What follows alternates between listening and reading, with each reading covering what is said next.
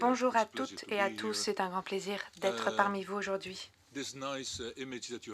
Vous voyez ici une photo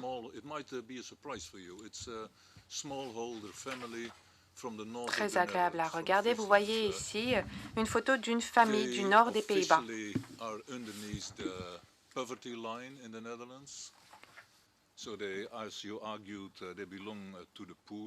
Et ils font partie des personnes qui sont sous le seuil de pauvreté aux Pays-Bas. Vous venez d'en parler.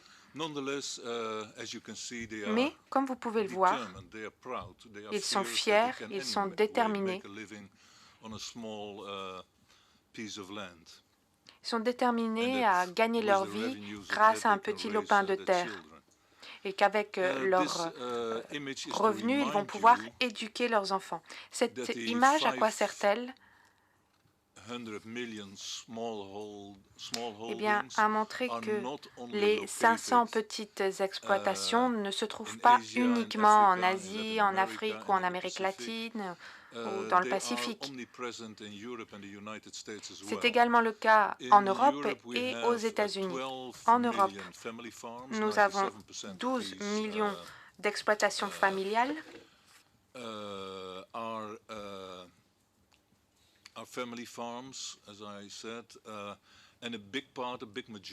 Et une grande majorité d'entre elles, 80%, sont considérées comme des exploitations de petite taille. Et la famille sur la photo représente ces exploitations familiales. Il en va de même pour les États-Unis. Vous voyez ici des statistiques qui montrent la taille des exploitations et le chiffre d'affaires de ces exploitations. Et il y a entre 60 et 70% des exploitations aux États-Unis qui sont considérées comme de petite taille, c'est-à-dire un chiffre d'affaires inférieur à 10 000 $ par an. Et même pour celles qui gagnent un peu plus, vous voyez qu'elles doivent être considérées comme des exploitations de petite taille. Il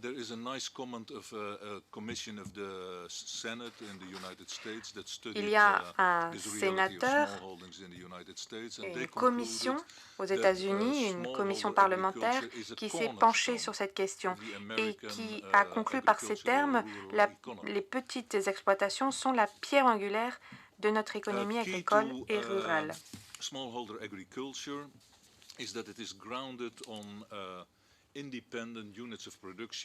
Les exploitations familiales s'appuient sur des unités de production qui en fait fonctionnent en circuit fermé.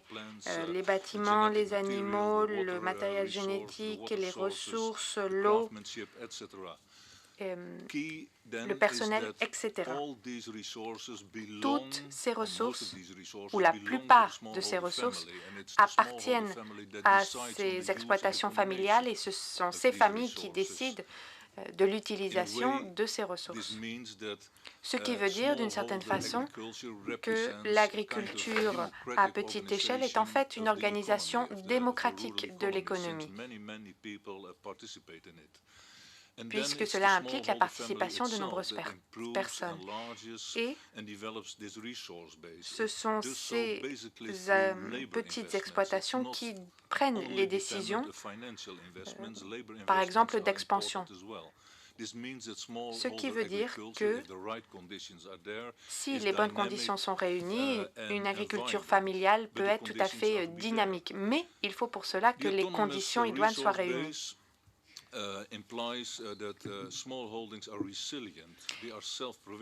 Et il faut avant tout que ces petites exploitations soient résilientes.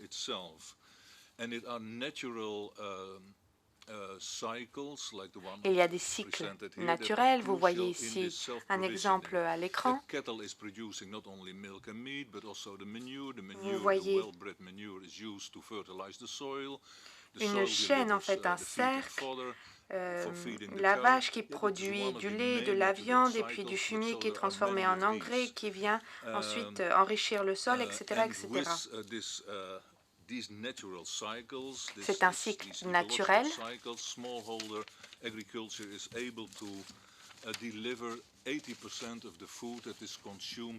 qui permet de produire 80% de la viande qui est produite dans le monde. Cela a été démontré dans une étude de 2013, confirmée par une autre étude en 2014 et en 2016. Et il a été montré scientifiquement que pour atteindre les objectifs de 2050, les petits agriculteurs, en particulier dans le Sud, constituent une très bonne base de départ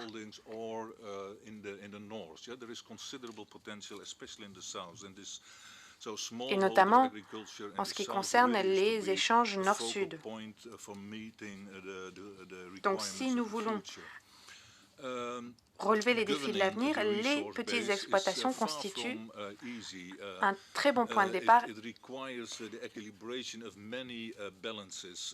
parce que, notamment, ces petites exploitations permettent de trouver un certain équilibre en ce qui concerne les revenus, l'utilisation de la population active, de la force de travail. Je ne vais pas entrer dans les détails de ce schéma, mais on voit que ces petites exploitations ne sont pas des systèmes simplettes. Au contraire, ce sont des systèmes assez complexes, comme vous pouvez le voir à l'écran. Si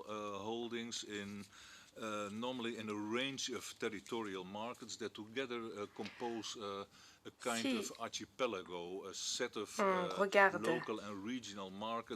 les marchés locaux et régionaux qui permettent de nourrir la population, vous voyez que les systèmes sont assez complexes là aussi. Si on regarde un document sur le Comité pour la sécurité alimentaire mondiale,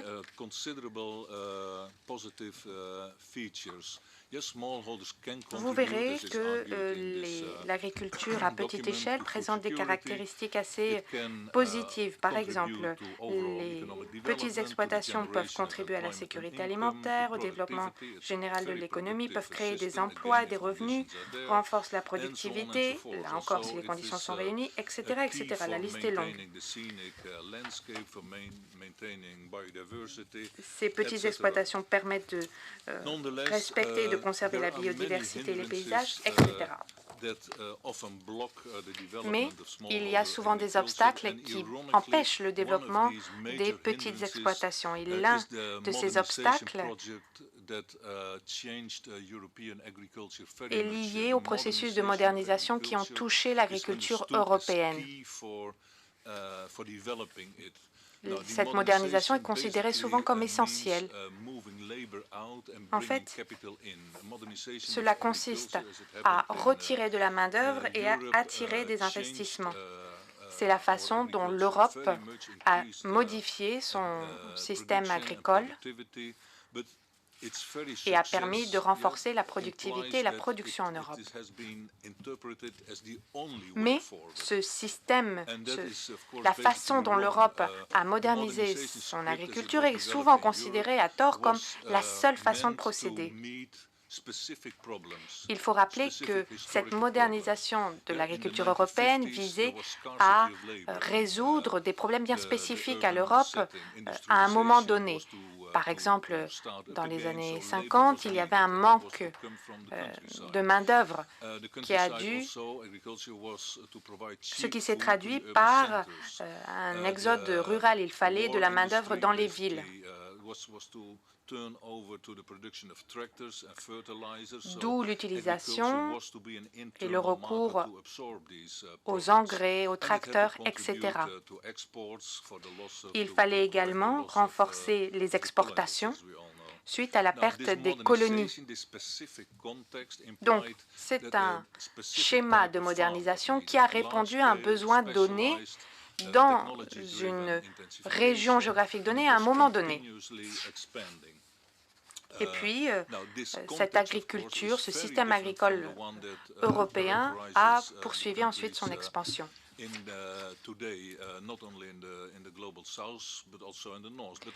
Ce qu'on voit, c'est que la situation, notamment dans les pays du Sud, est très différente. Et c'est ce qu'ont relevé les différents orateurs.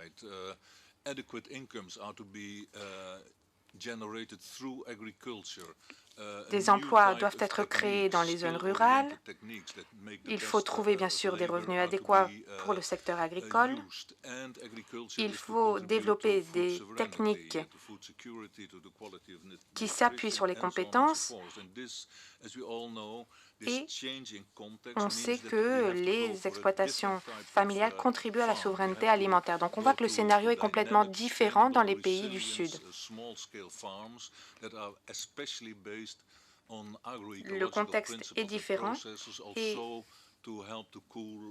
puisque le contexte est différent, il faut que le scénario soit également différent pour permettre de créer des exploitations dynamiques, durables et résilientes.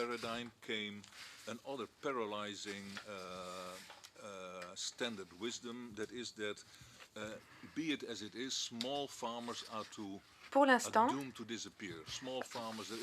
il y a un paradigme, un modèle économique dominant qui laisse penser que les petites exploitations vont disparaître des zones rurales, qu'elles sont condamnées à disparaître. Vous voyez sur ce schéma que les ressources sont aspirées par les grandes exploitations et que donc celles-ci vont s'étendre, s'agrandir davantage aux dépens des petites exploitations. Mais même en Europe, même aux Pays-Bas, cette sagesse dite populaire ne se vérifie pas dans les faits.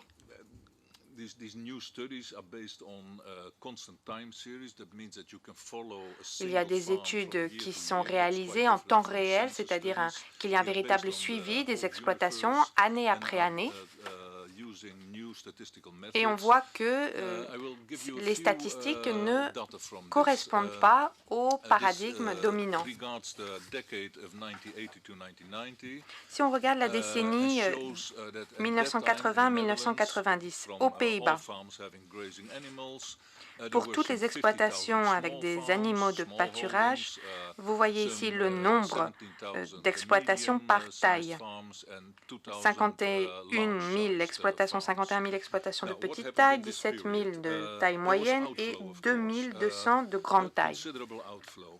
Et puis, il y a eu une disparition assez importante d'exploitations, mais pas seulement des petites et des moyennes exploitations, il y a aussi eu une disparition des grandes exploitations. Et il y a eu en même temps une apparition de nouvelles exploitations. Donc, de nouvelles exploitations ont été créées en même temps.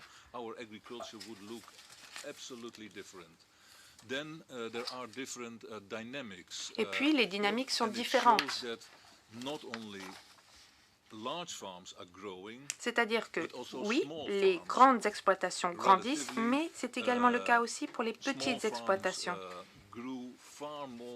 Et en fait, les petites exploitations grandissent plus que les grandes exploitations.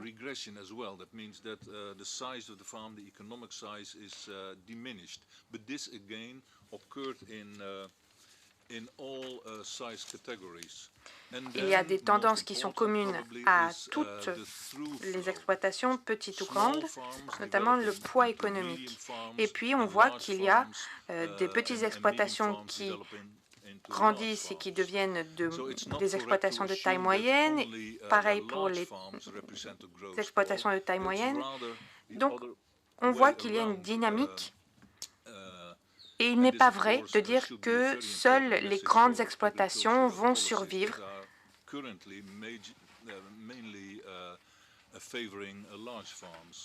Alors que les grandes décisions politiques favorisent les grandes exploitations. Donc, on veut nous faire croire, en tout cas la sagesse populaire nous dit que les petites exploitations sont condamnées à disparaître. On voit qu'une observation empirique nous montre le contraire. Parce que les petites exploitations grandissent et deviennent des exploitations de taille moyenne. Et puis, il y a bien sûr une disparition de certaines exploitations de petite taille mais qui est compensé par l'agrandissement, l'expansion d'autres. Ce qu'on constate aussi, c'est que il y a une transformation des petites exploitations. Alors, si vous regardez ces données,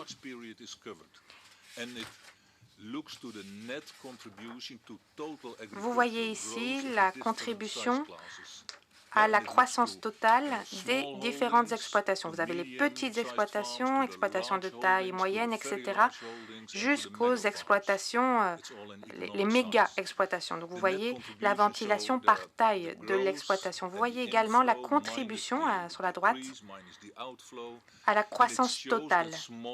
Et ce qu'on constate, c'est que les petites et moyennes exploitations constituent véritablement la locomotive de la croissance agricole aux Pays-Bas.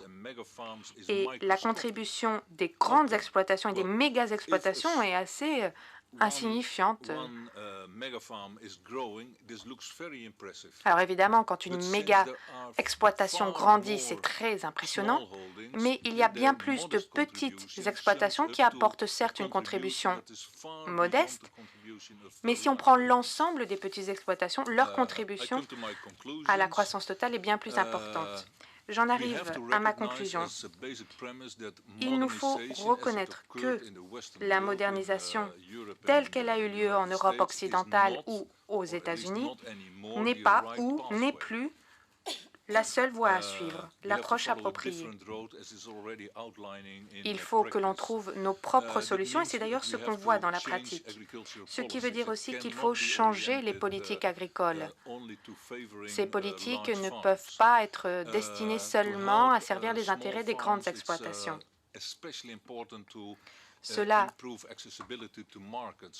passe par un meilleur accès aux marchés locaux, régionaux et permettre peut-être la protection des marchés, comme vient de le faire le Sénégal, en imposant des restrictions à certaines importations.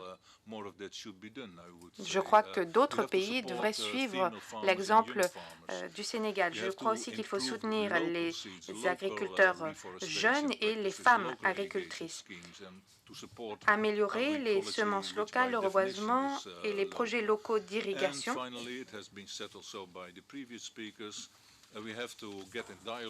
Et puis, d'autres orateurs l'ont déjà dit, il faut instaurer un dialogue avec les organisations de petits exploitants. Merci beaucoup. Thank you, Yann, for that very merci Yann pour cette présentation tout à fait passionnante. J'imagine qu'il y aura sans doute des questions d'éclaircissement et que plusieurs voudront en discuter.